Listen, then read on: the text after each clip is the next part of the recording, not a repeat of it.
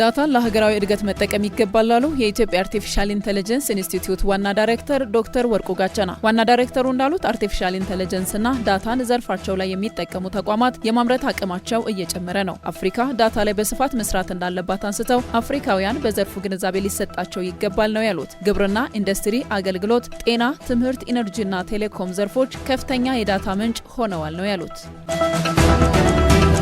የአዲስ አበባ ከተማ አስተዳደር ከንቲባ አዳነች አቤቤ ከዓለም የከተሞች ፎረም ተሳትፎ ጎን ለጎን የአዘርባጃን የአሳን ቀላል የአንድ ማዕከል ዲጂታል አገልግሎትን ጎበኙ። ከንቲባዋ በማህበራዊ ትስስር ገጻቸው ባሰፈሩት መልእክት እኛም እስካሁን በመሶብ ዲጂታል የአንድ ማዕከል አገልግሎት ያመጣነው ከፍተኛ ለውጥ ቢሆንም አሁንም ልምድ ሊሆን የሚችሉ ጉዳዮች ላይ ውይይት አድርገናል ነው ያሉት። ከ14 ዓመታት በፊት የተጀመረውና በቀን 40,000 አፕሊኬሽን ላይ አገልግሎት የሚያሳልጠው አሳን በአውቶቡሶች የሚሰጥ የገጠር አካባቢዎች ተንቀሳቃሽ የአገልግሎት ማዕከል በተደራጀ ፈጣን አገልግሎት እንደሚሰጥ እወቁ ብለዋል።